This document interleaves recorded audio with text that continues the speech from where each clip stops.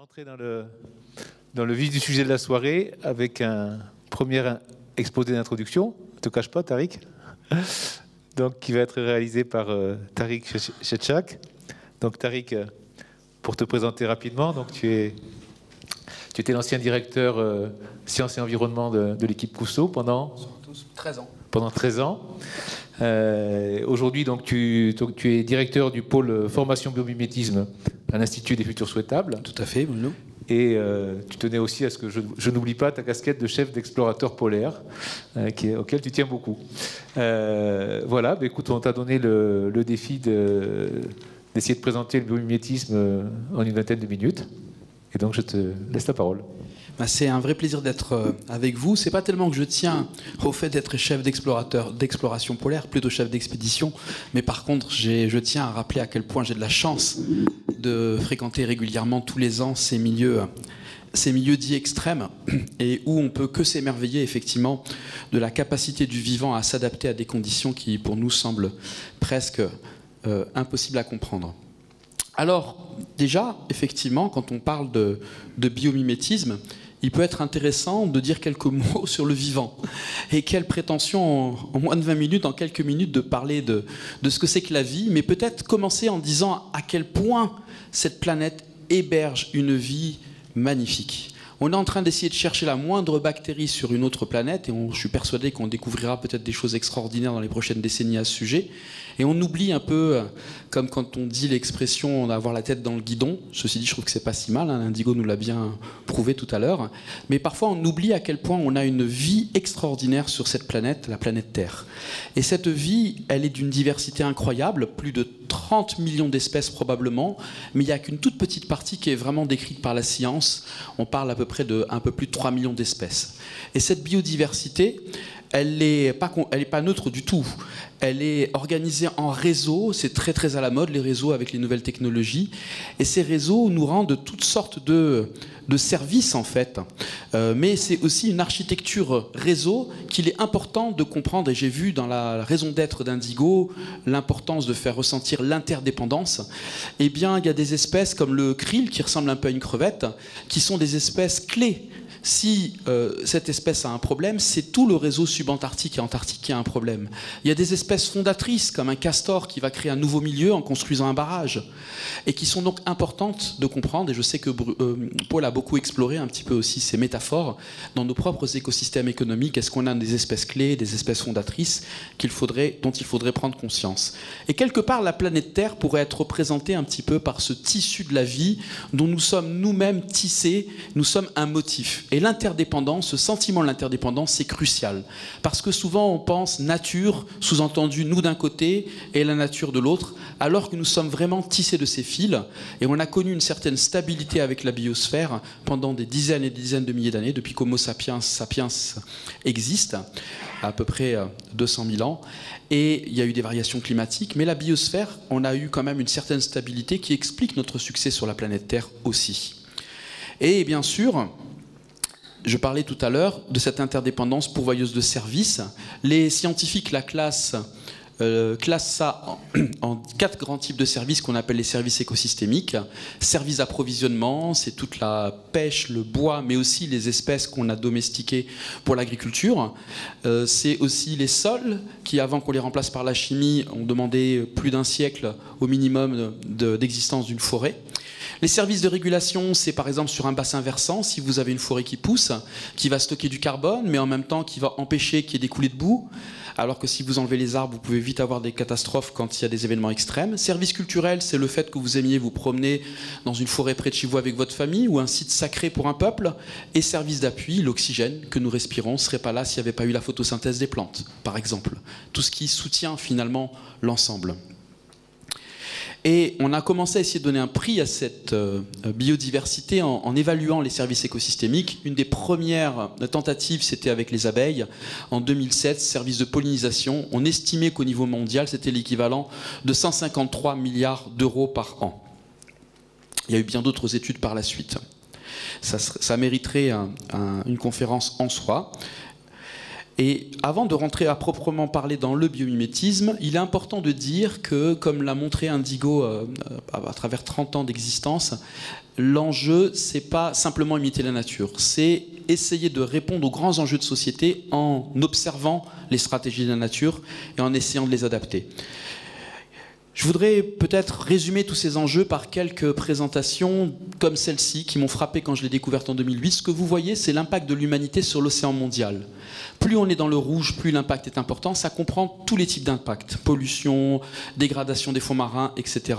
Surpêche également. Et il y a très très peu d'endroits, malgré l'immensité apparente de l'océan, qui ne sont pas modifiés par l'humain. Là, ce que vous allez voir ensuite, c'est l'équivalent pour les milieux terrestres. Là, quand c'est vert, c'est que ça a été assez peu modifié.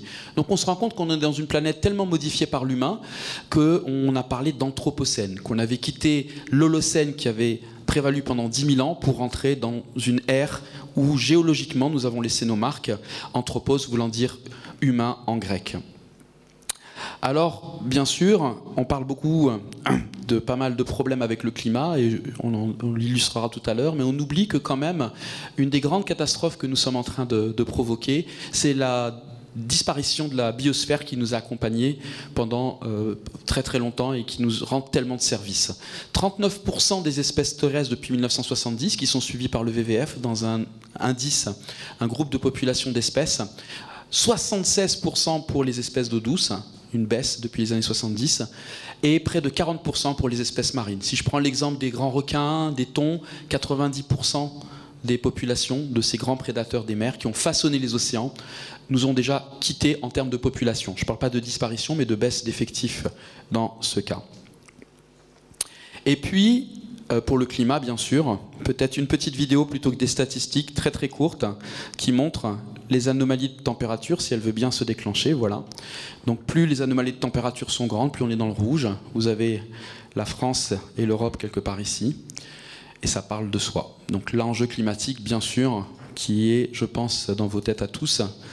Depuis la COP 21, il y a eu un vrai sursaut international avec quelques reculades en apparence, entre autres avec l'élection d'un président de l'autre côté de l'Atlantique, mais peut-être pour garder un esprit positif.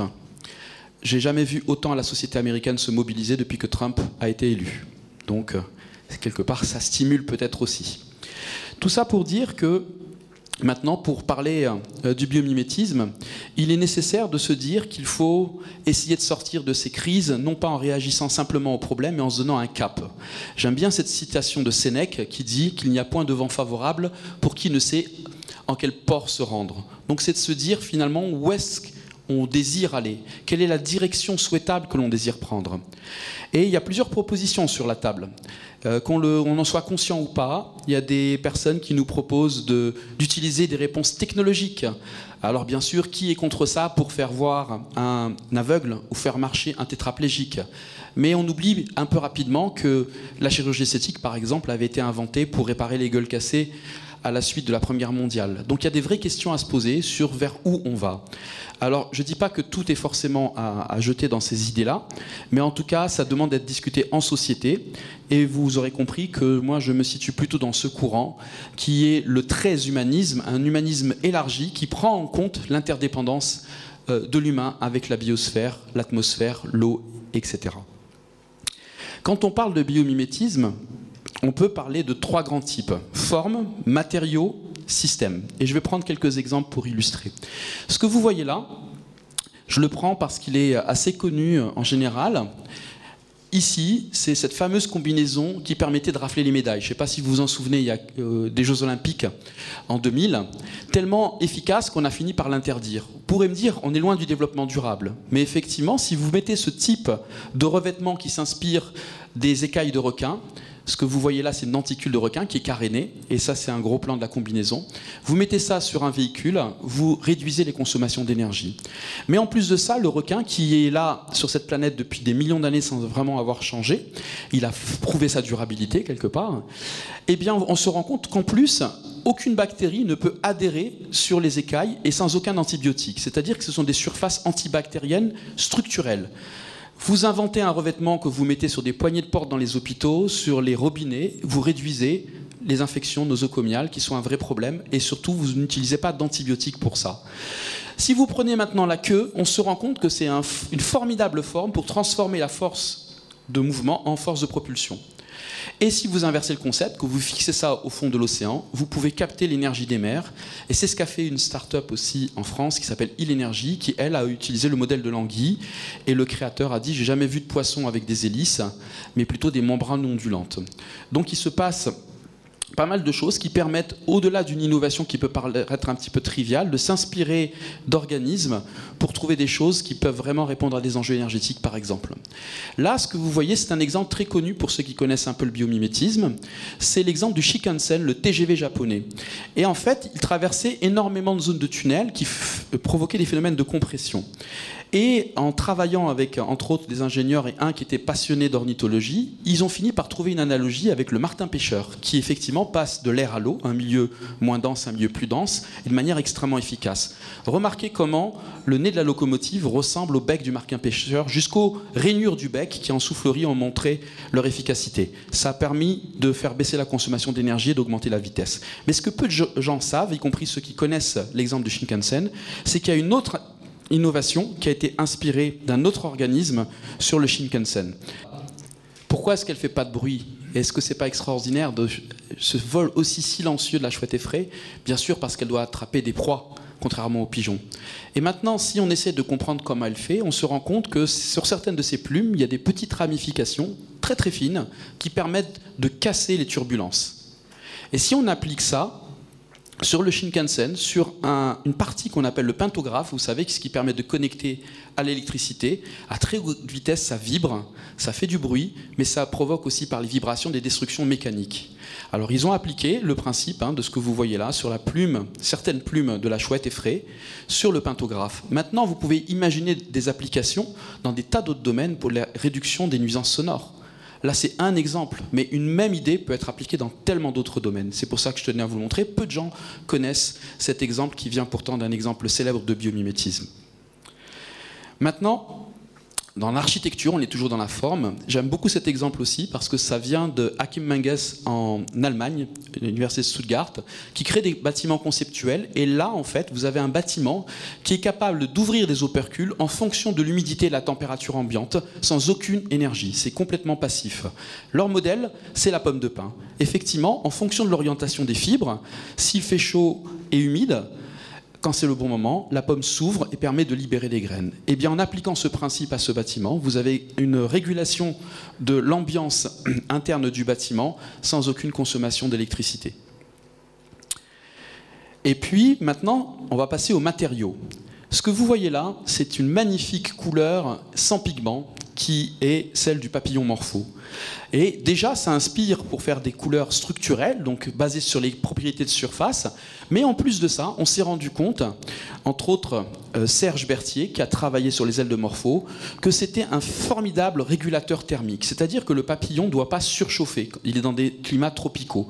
Et en fait, les structurations de l'aile permettent de renvoyer des longueurs d'onde qui gardent une température en dessous de 40 degrés, qui est la température idéale pour le papillon. Vous appliquez ça sur des panneaux solaires, vous avez aussi une solution au problème de surchauffe des panneaux.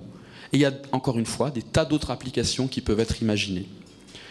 Ça, c'est sur les matériaux, avec l'exemple du Morpho. J'en ai sélectionné que quelques-uns pour vous, bien sûr. On n'a pas le temps d'en creuser beaucoup, mais je tenais beaucoup à parler aussi de la photosynthèse artificielle, parce que pour le moment, pour faire des panneaux solaires, on a besoin de terres rares, de haute pression, haute température, et que là, du coup, vous avez un modèle extraordinaire que sont les plantes, qui font tout ça dans de l'eau, à température ambiante et à pression ambiante. Et il y a bien sûr pas mal de personnes qui étudient ça, entre autres pour la fabrication, le stockage sous forme d'hydrogène, Marthe Fontcave du Collège de France.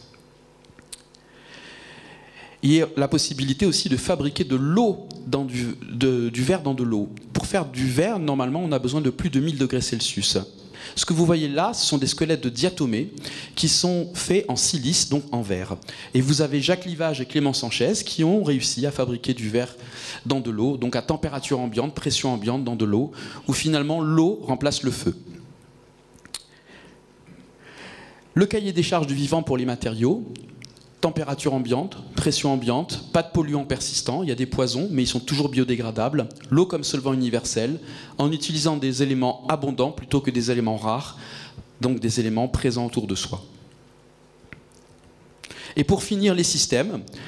C'est un résumé d'une méta-analyse qui a été faite comparant le monde technologique au monde vivant à la fin des années 90 à l'université de Bath. Et regardez à quel point le vivant mise sur l'information par rapport à la consommation de matière ou d'énergie, contrairement au monde technologique. Effectivement, il est capable de s'optimiser, le monde vivant, grâce à la circulation de l'information. Alors quand on parle de système, on peut avoir cette grille de lecture par rapport aux déchets. C'est très intéressant de voir comment Indigo s'est impliqué sur ce thème et que finalement, on imite là un fonctionnement assez classique de tous les écosystèmes où un déchet est toujours une ressource pour quelqu'un d'autre, tout ça étant branché bien sûr sur l'énergie solaire grâce aux plantes. Et puis, on a également donc, la possibilité d'imaginer des symbioses industrielles où les déchets de lin, comme ceux à Kalundborg ici, où l'eau chaude est utilisée par la ville, le gypse par une entreprise de panneaux de plâtre, et on ferme en fait les flux de circulation de matière et d'énergie. On passe d'une économie linéaire à une économie circulaire. Ça peut être aussi une source d'inspiration pour les écosystèmes agricoles, où on passe d'un champ où finalement on remplace les plantes chaque année. Et tout ça à grand renfort de chimie, en imitant le fonctionnement d'une forêt où on fait collaborer les espèces. Ce sont des modèles comme la permaculture, l'agroforesterie, qui inspirent de plus en plus de gens à travers le monde. Et pour finir, y compris sur la gouvernance et le management, là vous voyez le fonctionnement non hiérarchique d'un écosystème. Ici un fonctionnement classique pyramidal. Je ne dis pas que c'est forcément ça vers quoi il faut toujours aller, mais en tout cas, il y a de la création de valeur à tous les étages dans un récif de corail ou dans une forêt, qui peut être extrêmement intéressante à étudier pour essayer peut-être de faire au minimum une hybridation. Pour finir, finalement, quelques informations sur le potentiel du biomimétisme. Ce que vous voyez là, c'est un indice qui s'appelle le Da Vinci Global, qui mesure en fait le développement du biomimétisme depuis les années 2000. Ça comprend les publications, les subventions, les brevets, etc. Et on s'est rendu compte d'une très très grande montée jusque en 2014 avec une légère flexion là. Et j'attends d'ailleurs les dernières informations pour savoir où est-ce qu'on en est. Mais en tout cas, un potentiel qui n'a fait qu'exploser depuis ces dernières années. Kalina est parmi nous. Je ne vais pas parler trop du CBIOS, mais c'est un centre très important qui s'est créé pour coordonner un peu tous les efforts français et collaborer aussi au niveau international. Kalina nous en parlera. Et finalement, également pour dire que ce réseau en fait est assez unique par rapport au focus éco-conception. Il y a d'autres réseaux qui existent, mais qui sont plus sur le biomimétisme en général. Pas mal de publications, là aussi vous aurez accès à cette présentation si vous voulez, mais qui vous montre que la France s'intéresse de plus en plus au thème, avec une dernière publication à laquelle Emmanuel Delannoy a participé d'ailleurs, sur la stratégie internationale pour la recherche à l'horizon 2030. C'est plutôt celle-là à laquelle tu as participé, Emmanuel, si je me rappelle bien. Donc pas mal de rapports qui sont consultables en ligne et disponibles. Alors voilà l'idée, en gros, utiliser le biomimétisme pour prendre finalement en compte cette réalité qu'il n'y a pas de sphère économique en dehors de la sphère sociale et que nous sommes bien sûr inclus dans la biosphère et non pas à la rencontre des trois cercles comme on nous le présente souvent. C'est ça notre réalité, c'est ça le vaisseau sur lequel nous sommes, la planète Terre, planète vivante. Et c'est se dire que finalement, au pire, ça marche. Merci.